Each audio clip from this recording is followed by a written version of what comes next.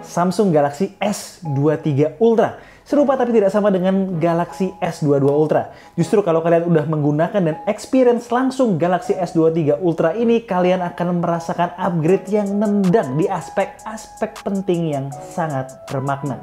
Let's go!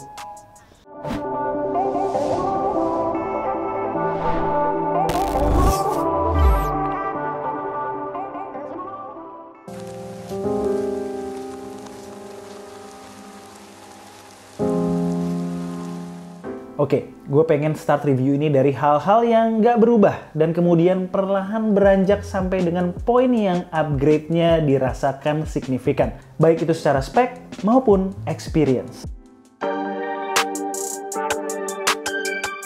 Poin-poin yang sifatnya perintilan biasanya jarang berubah ya antar generasi. S23 Ultra pastinya masih tetap punya fitur 5G, rating IP68, wireless charging, dan slotnya dual SIM only, nggak ada headphone jack. Nggak dapat charger dari dalam paket pembelian, dan charging speednya masih mentok di 45 watt.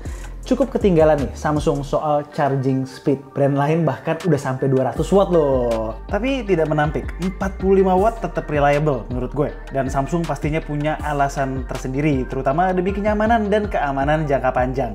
Ngomongin charger, susah loh nyari charger yang support super fast charging 2.0 45 watt. Guna banget sebenarnya. Ngecas baterai 5000 mAh-nya tuh bisa kelar under 1 jam. Dari sekian banyak charger yang gue punya, cuma charger resmi Samsung dan charger Ugreen 100 watt yang support. Kalau kalian nemu charger yang support super fast charging 2.0 45 watt, drop komen di bawah. Gue juga mau beli soalnya. Next, S Pen. Gak bisa gue bilang perintilan sih sebenarnya, karena ini fitur jawara buat fansnya Note series yang dipaksa hijrah ke S series. Tapi tahun ini S Pen gak banyak dibahas dan dimodif Samsung. Sama aja fungsinya, buat quick notes, bantu translate text, sekedar having fun dengan AR doodles, jepret foto dari jarak jauh, sampai dengan tanda tangan dokumen penting. Dua fungsi terakhir ini yang cukup kepake buat gue. Intinya sih industry leading experience-nya buat yang satu ini. Lanjut ke hal-hal yang perubahannya mulai noticeable. Yes, yang paling jadi hot topic adalah desainnya yang hampir tidak berubah, kecuali form factor-nya yang lebih boxy. Sama nih approach-nya seperti Galaxy S23 biasa yang udah kami review sebelumnya. Dengan shape seperti ini ya memang berasa lebih pro, premium, dan dewasa tongkrongannya, plus lebih nge-grip aja. Namun lebih berasa handful ketika digenggam. Dengan edges-nya yang lebih sharp di frame atas dan bawah, ketika gue ngegame di posisi landscape berasa kurang nyaman aja, tajam gitu. Trik mengatasinya carilah case dengan sudut-sudut yang lebih smooth. Tapi emang jadi lebih berat ya di luar handphonenya sendiri yang makin kesini makin berat juga. Rest of the basic design language plek ketiplek sama kayak S22 Ultra. Gue sih jujur berharap ya Samsung jangan ngikutin si buah keroak soal desain yang monoton antar generasi. Namun setidaknya kekurangan ini bisa sedikit diobati dengan total 8 pilihan warna playful yang dihadirkan Samsung Indonesia. Gue pribadi awalnya pre-order yang warna lime, dengan tujuan utama supaya orang kalau begitu lihat bentar tahu bahwa yang gue pegang itu S23 Ultra, bukan S22 Ultra kan. Tapi gue kurang suka sama framenya yang glossy mengkilap. Akhirnya gue beli lagi yang warna red. Baru deh kesan mewahnya dan beraninya tuh keluar. Merahnya ini tuh apa ya, nggak merah banget karena punya shades of orange dan finishingnya matte. Top abis. Terlebih framenya hitam matte. Ini selera gue banget. Lagi-lagi ini semua urusan selera. Menurut kalian warna terbaiknya apa? Drop komen di bawah. Satu hal yang gue suka adalah Samsung mulai meninggalkan super curved display yang cantik secara look. Namun secara fungsional, ya sekarang nggak terlalu curvy lagi nih. Ini mengutamakan fungsi dan gue suka. Selain Gorilla Glass Victus 2 yang diklaim lebih durable ya terhadap benturan yang lebih ekstrim, dan area in-display fingerprint sensor yang lebih lebar sekaligus akurat, spesifikasi display yang digunakan nggak ada perubahan dari S22 Ultra. Tetap panel Dynamic AMOLED 2X berukuran 6,8 inch dengan resolusi QHD+ dan punya fitur Dynamic Refresh Rate 1-120 Hz. Peak brightness-nya pun masih sama, 1750 nits. Tapi yang perlu jadi catatan, experience menikmati konten yang ditawarkan menurut gue sampai sekarang masih yang paling imersif dan terbaik. Jadi ya, apa yang mau dikomplain juga. Terus stereo speaker yang menjadi tandem buat menikmati konten pun noticeably better di S23 Ultra. Dengerin.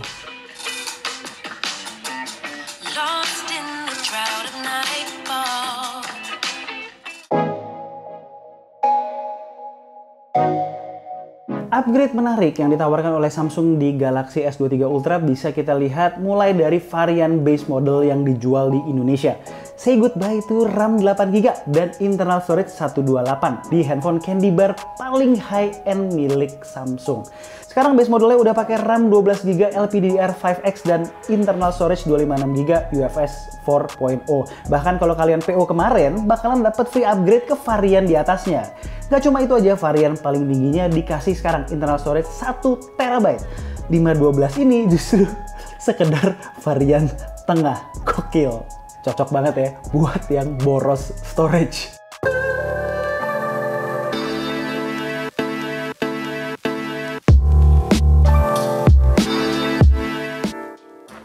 Next, kamera. Buat yang penasaran spek detail kamera ada di deskripsi ya.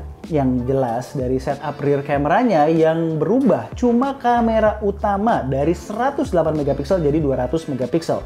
3 lensa lainnya sama. Sejujurnya, gue prefer Samsung untuk ngambil jalan adu gede sensor ketimbang adu gede resolusi. Mungkin salah satu pertimbangannya dari sisi marketing juga. Orang awam lebih mudah terkesima dengan angka ratusan megapiksel. Tapi oke lah, mari kita fokus ke hasilnya aja daripada berpendapat. Harus diakui dalam kondisi pencahayaan yang optimal, jepretan yang dihasilkan kamera utamanya bisa memikat semua mata yang memandang. Gak berasa over sharpen, warnanya eye pleasing, dan dynamic range-nya well balanced tanpa maksa kayak kebanyakan handphone Tiongkok. Kece badai lah pokoknya. Foto potretnya juga fleksibel ya, bisa pakai main camera dan tele 3x-nya. Rapih hasilnya. Resolusi 200 megapikselnya juga berguna kalau kita mau recomposing setelah jepret foto atau bahkan sekedar untuk kebutuhan cropping. Tapi jangan sampai 100% juga. Kamera 200 megapikselnya tetap tidak bisa menggantikan fungsi lensa telenya yang memang udah bagus. Ngomongin soal versatility alias fleksibilitas kameranya, gue bisa bilang Galaxy S23 Ultra adalah yang terbaik. Performa lensa mulai dari ultrawide sampai dengan tele 10x-nya konsisten. Secara spesifik, processing zoom-nya makin kesini makin mateng. Semakin tidak berasa artificial. 30 kali zoom menurut gue adalah batas maksimal yang outputnya masih layak pamer. Di luar itu, gue sangat terkesima dengan seberapa clear dan sharp jepretan yang dihasilkan oleh lensa telefoto optical zoom 3x dan 10x-nya di berbagai kondisi. Gue malah lebih sering jepret objek secara candid nih dengan kedua lensa telenya ketimbang kamera utamanya. Output perekaman video S23 Ultra juga versatile, bukan cuma fotonya aja. Hal ini juga diimbangi dengan footage quality-nya, bagus di berbagai resolusi, sekalipun up to 8K 30 fps. Gambarnya tajam, dynamic range luas, warnanya sesuai porsi, exposure-nya most of the time nggak turun naik, dan most importantly stabil berkat cakupan OIS yang lebih wide. Bahkan, sampai malam hari pun videonya masih usable. Karakter footage yang mirip juga gue rasakan dari kamera selfie yang bisa merekam video up to 4K 60 fps. Terlebih, sekarang udah ada autofokusnya. Makin pede dengan fokusnya dan jarak dengan kamera selfie-nya juga bisa semakin dekat. Jepretan kamera 12 megapiksel selfie-nya juga bagus ya selama kondisi cahaya memadai. Masih berasa kurang versatility-nya? Gini, pas lagi ngerekam video di resolusi 4K 30 fps, kita bisa pakai semua kamera lensa belakangnya. Dengan catatan, jangan lupa matiin opsi auto lens switching di aplikasi Camera Assistant. Tapi emang ya, pas switching tuh berasa jumpnya antar lensa. Tapi kualitas footage-nya mirip dengan fotonya dan stabil juga. Sebenarnya semua lensa bisa kok ngerekam di resolusi 4K 60 fps, tapi di 60 fps kita nggak bisa switch antar lensa, harus pilih dari awal sebelum record. Oke, kameranya ini menurut gue bagus. tapi bukan tanpa celah. Masih ada inkonsistensi yang bisa gue notice di sana-sini, terutama soal kemampuan fotografi dari kamera utama saat menjepret foto orang. Dan bisa jadi bahan perbaikan di upcoming software updates. Pertama, saturasi antara mode auto biasa dan portrait jomplang. Yang portrait bisa gue bilang saturasinya sometimes berlebih. Lalu kedua, terkadang kita harus jepret foto beberapa kali untuk mendapatkan best result, especially ketika objeknya orang. Relevansinya dengan sharpness yang tidak konsisten biasanya. Ketiga, ketika menjepret foto dengan mode night mode di kondisi low light, sama seperti Galaxy S23 yang kita udah review, outputnya berasa proses banget, plus kinclong dan glowing gitu. Kalau kita pakai buat jepret foto benda mati memang nggak akan terlihat ada isu. Bagus-bagus aja. Karena processing errors itu paling mudah kita temukan saat moto orang. Karena kita tahu semua look orang seharusnya seperti apa. Kalau benda mati, orang banyak yang nggak punya reference point. Perihal inkonsistensi ini juga terbukti ya saat kita mencoba untuk mengakali shutter lag dengan mengatur capture speed pada aplikasi kamera assistant. Opsi manapun yang kalian ambil tetap ada cons-nya. Di mode balance sampai dengan prioritize quality, picture-nya clear tapi warna over. Kalau prioritas speed, warnanya lebih benar, cuma jadi lebih noisy dan dynamic range kena hit. Yang ideal adalah sebenarnya gabungan keduanya. Gambarnya harusnya clean dan saturasinya nggak berlebih. Gue yakin nih, Samsung bisa ngecune dan achieve itu tanpa kita harus bolak-balik atur di camera assistant. Yap, kuncinya ada di software update. Dari experience kita terdahulu, biasanya setelah beberapa software update akan ada perbaikan. Apalagi ini sensor baru kan, masih perlu waktu buat di tuning. Dan gue yakin sebenarnya isu konsistensi ini bukan suatu hal yang mengejutkan ya buat user Galaxy S series sejak lama. Kuncinya sabar. Next, kalau ada dua peningkatan pada S23 Ultra yang gue rasakan sangat-sangat signifikan adalah urusan performa dan ketahanan baterai. Performanya mantep banget, baik buat daily maupun gaming. Dipakai daily saset-saset adem pula. Browsing sejam dengan mobile data di ruangan panas non AC, suhu sekitaran 36-38 derajat doang. Adem. Performa S23 Ultra so far dari hasil tes gue cuma keteteran saat main Genshin Impact di ruangan non-AC. Di ruangan AC, average FPS-nya 55 dan suhu bodinya di sekitar 44 derajat Celcius. Begitu di ruangan non-AC yang panas, average-nya hanya dapat 50 FPS dengan suhu body bisa lebih dari 48 derajat Celcius. So, buat yang doyan main game berat di ruangan non-AC, saran gue pakailah external fan. Sedikit curhat ya, gue pribadi sebenarnya rada nggak setuju kalau Snapdragon 8 Gen 2 di level up khusus untuk S23 series. Karena yang jadi korban pasti sustain performance-nya. Lebih ngebut otomatis ya lebih cepat panas. Ya ujung-ujungnya throttling. Nah kalau main game lain ya, walaupun di ruangan non-AC gue sih nggak pernah ngalamin throttling. Game kayak Apex Legends tuh bisa manteng di 60 FPS flat. LOL Wild Rift juga sama. Sedikit flashback di S22 Ultra bahkan main game MOBA di ruangan non-AC kalau lagi gerah banget gitu bisa throttling. Game MOBA doang loh. PR banget, so bener-bener improve nih di S23 Ultra. Tapi bukan tanpa celah loh ya. Opsi grafis di berbagai game masih kayak handphone 8 Gen 2 lainnya. Masih banyak yang di lock. Mobile Legends mentok di settingan max high. Untuk LOL Wild Rift belum bisa 120 FPS. PUBG juga belum bisa jalan di opsi smooth 90 FPS. Di firmware update pertama ini juga masih suka aneh ya performanya di beberapa game. Jadi starter nggak jelas gitu. Solusinya untuk balikin supaya normal harus restart dulu. Mudah-mudahan beberapa update ke depan isu ini bisa teratasi. Overall, gue merasa peak power dan sustain performance yang ada di S23 Ultra adalah yang terbaik untuk brand Samsung. Namun untuk urusan sustain performance ketika gaming yang super berat memang masih ada room for improvement. Sama kayak performanya yang kece, nah ketahanan baterainya juga demikian. Simply ini adalah Galaxy S series dengan ketahanan baterai paling fenomenal.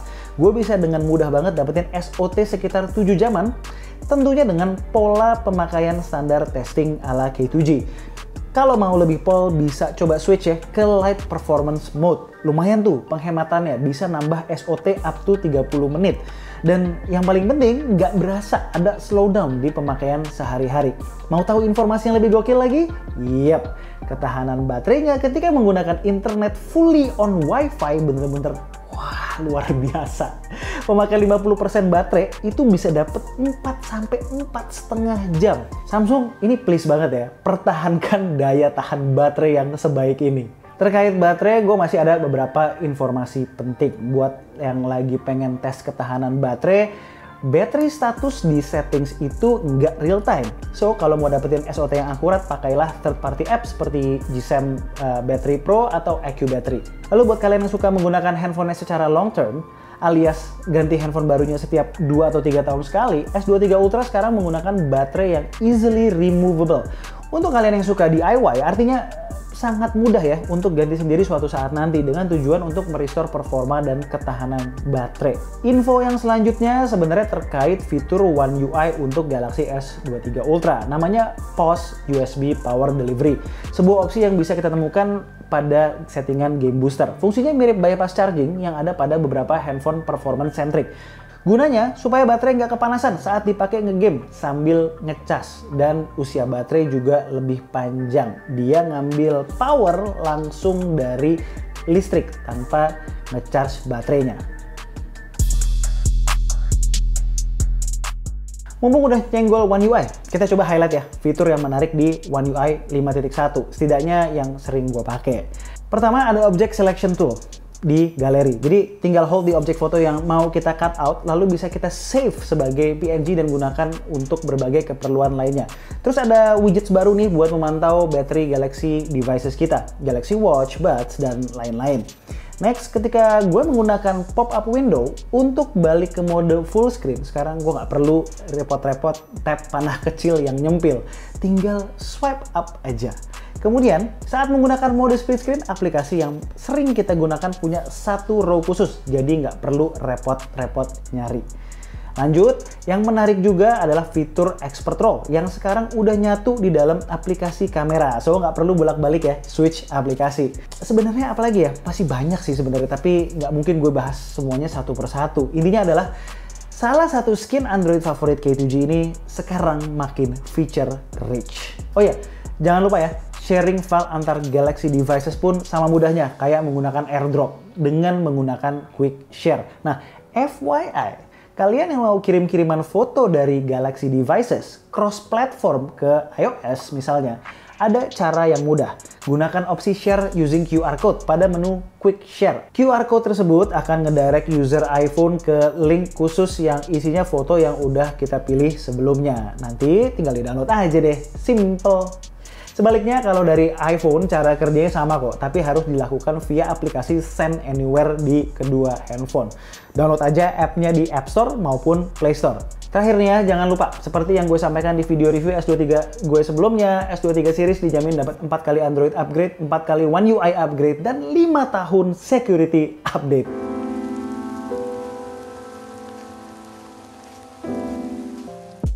Alright, Samsung Galaxy S23 Ultra. Sepertinya istilah "don't judge a book by its cover" sangat cocok untuk flagship Samsung yang satu ini. Tongkrongannya yang tidak banyak berubah, seolah dijadikan satu-satunya patokan oleh orang-orang untuk mengambil kesimpulan.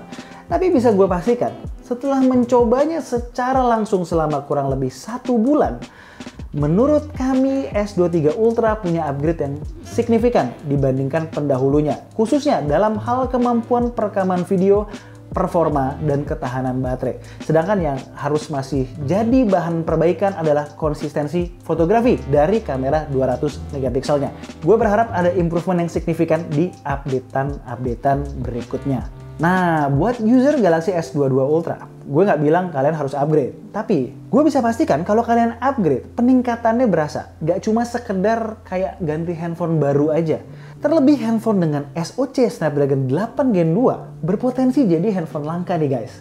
Secara di tahun 2023, sepertinya smartphone resmi Indonesia dengan SoC ini bakalan minim. Bahkan, brand-brand yang secara historis ngeluarin handphone flagship baru dengan SoC yang sama di berbagai negara lain masih diragukan kehadirannya di Indonesia. Sayangnya gue nggak bisa bilang nih, exactly kenapa? Karena terikat satu dan lain hal. Overall, Samsung Galaxy S23 Ultra menurut gue adalah sebuah flagship premium yang all-rounder, reliable di berbagai kegunaan, dan wajib kalian lirik. Sekian aja video dari gue kali ini. Gue Alessa and this is K2G. Tunggu racun-racun kami berikutnya.